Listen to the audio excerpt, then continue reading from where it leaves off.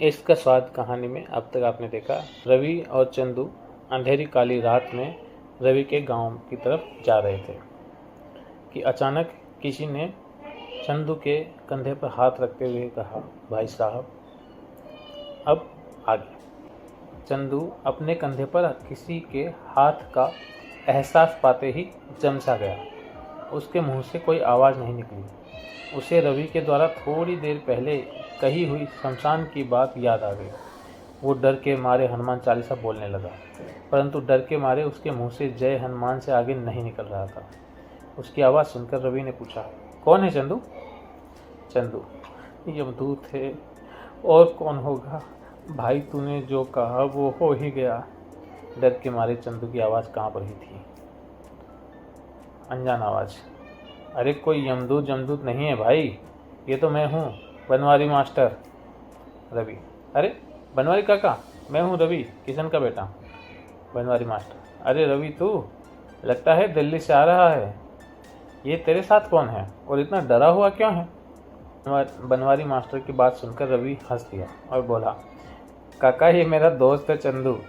अभी अंधेरे में कांटों की झाड़ियों में गिर गया था और फिर उस पेड़ पर बिजली गिर गई। इतने में ही आपने पीछे से इसे पकड़ लिया तो थोड़ा डर गया। मास्टर जी हंस दिए और बोले, ले बेटा ले, ये टॉर्च ले ले और आराम से रोशनी में चंदू को घर लेकर चल।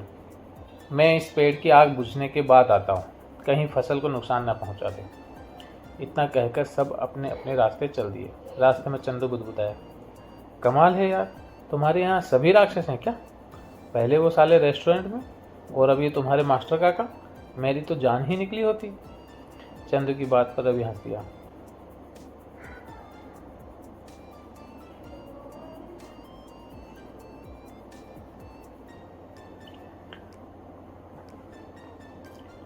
चलते चलते थोड़ी देर में दोनों रवि के घर पहुंच गए। रवि घर का दरवाज़ा खटखटाता उससे पहले ही उसे अंदर से कुछ आवाज़ सुनाई दी। उसने ध्यान से सुना तो ये आवाज़ उसके माता पिता की थी, रवि की माँ।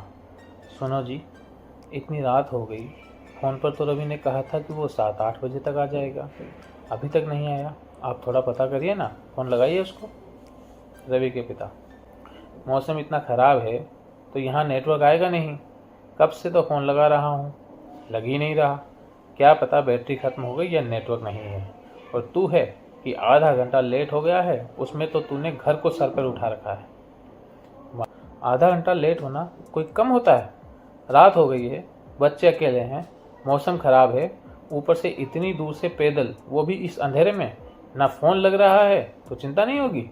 मैं कुछ नहीं जानती, आप साइकिल और टॉर्च लेकर जाइए और देखिए उनकी बस आई कि नहीं। पिता, ठीक है जाता हूँ। वैसे भी तुम अपने बेटे के चक्कर में मेरी बात तो मानने से रही।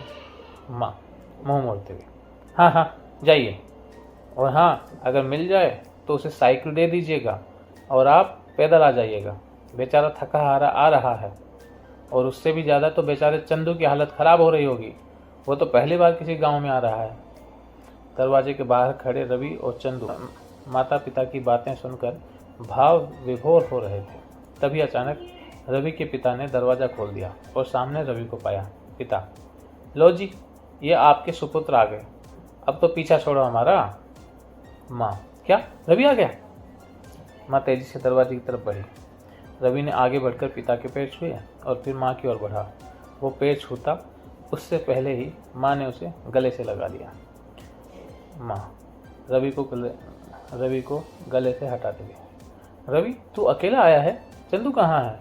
वो भी तो आने वाला था ना तेरे साथ। चंदू कराते हुए, माँ मैं यहाँ हूँ, ये आपके सुपुत्र का बस चलता तो मुझे दिल्ली ही छोड़ आता, परंतु मैं तो बेताल की तरह इसके कंधे से लटक कर आया हूँ। संभालती है, परंतु माँ ने चंदू को कराते देखा तो लपक के उसकी ओर बढ़ी और चिंता व्यक्त करते हुए बोली, हाय राम, ये क्या कर लाया? कहीं कांटों के झाड़ में गिर गया था क्या? चंदू ने माँ की बात पर हाँ में से हिलाया। माँ बोली, हे भगवान, देखो तो पूरे बदन में कांटे ही कांटे लग गए हैं। मैंने कितनी बार कहा है इस रवि से कि समय से आया कर, परंतु ये भी आखिरी समय पर ही निकलता है और यहाँ आते आते इसे देर हो जाती है। इसके पापा को भी बहुत बार कहा, बच्चे आ रहे हैं, जाकर ले आओ, रात का वक्त अंधेरे में कुछ दिखाई नहीं देगा, परंतु ये भी टस से मस नहीं होते। आप खड़े खड़े देख क्या रहे हो? कुछ दवा का इंतजाम करो, पूरे शरीर में बेचारे के कांटे ही कांटे हो गए हैं। तब तक मैं नहाने को पानी गर्म कर देती हूँ। चंदू माँ का ऐसा दुलार देख बहुत खुश हुआ। उसने चुपके से रवि को कोने में खींचकर बोला, बेटा रास्ते भर बहुत मजे लिए हैं ना, अब देख माँ से तेरी आरती उतरवाता हूँ। चंदू की बात सुनकर रवि ने उसे चिमटी काटी तो चंदू बिना दर्द के भी जोर से चीख उठा।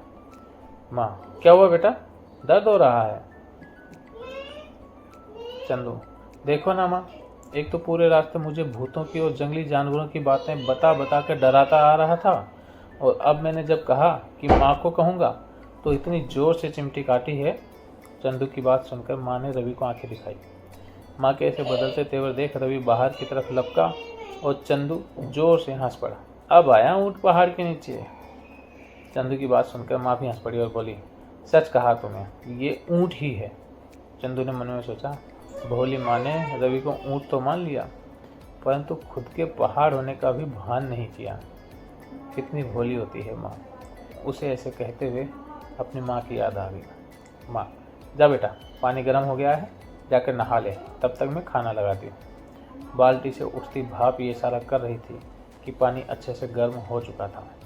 चंदू बैग से अपने कपड़े निकाल नहाने चला गया। गर्म पानी जैसे ही घावों पर पड़ा उसे हल्की सी चुभन हुई। अंततः नहाने के बाद उसे कुछ अच्छा लगा। वो आया तब तक खाना परोसा जा चुका था और सब उसका इंतज़ार कर रहे थे। सबने साथ बैठकर खाना शुरू किया। खाने में से गांव की शुद्धता का स्वाद आ रहा था। गर्म गर्म बाजरे की रोटी और उसमें ढेर सारा घी, साथ में मेथी पालक से बनी हरी सब्जी और लहसुन की चटनी के साथ में थोड़ा सा गुड़ भी। चंदू तो खाने की थाली देखकर बावरा ही हो गया था। उसने अपना गीला टॉवल रवि के ऊपर डाला और खुद खाने बैठ गया। माँ ने पास रखा पानी का गिलास उठाकर हाथ धोने को कहा। चंदू ने जल्दी से हाथ धोकर बाजरे की रोटी का निवाला तोड़ा और उसे लहसुन की चटनी में लगाकर हरी सब्जी के साथ मुंह में डाला और डालते ही बोल पड़ा, आह क्या खाना है, वाह माँ, सचमुच क्या लाजवाब खाना बना है। मैंने अपने जीवन में कभी ऐसा खाना नहीं खाया। चंदू की बात सुनकर सब मुस्कुरा रहे थे। सब ने आराम से खाना खत्म किया। फिर माँ ने सबके लिए दूध बना दिया। चंदू के लिए विशेषकर हल्दी वाला दूध था, ताकि उसे दर्द से निजात मिले और वो जल्दी ठीक हो जाए। दूध पीते हुए सबने थोड़ी देर चंदू और रवि की रास्ते की बातें की। चंदू ने अपने साथ हुए रेस्टोरेंट के किस्से को खूब चटखारा ले लेकर सुनाया। फिर रास्ते में यमदूत का मिलना भी बताया। चंदू की बात सुनकर सब जोर जोर से हंस रहे थे। बात करते करते देर रात हो गई तो सब सो गए। चंदू गांव घूमने को लेकर बहुत ही ज़्यादा उत्साहित था। वो पहली बार गांव में आया था। रवि से गांव के बहुत किस्से सुने थे, तो वो सब देखना चाहता था कि रवि कहाँ पढ़ा, कहाँ खेला, कहाँ अपने माँ बाप से पिटा। उसे सब जानने की बहुत उत्सुकता थी। इसी उत्सुकता के ख्वाब सजाए हुए उसे कब नींद आ गई पता ही नहीं चला। इस भाग में इतना ही। चंदू के साथ गांव घूमने की उत्सुकता आप में भी होगी, तो चलिए हम भी साथ मिलकर लेते हैं गांव की खुशबू। मिलते हैं अगले भाग में।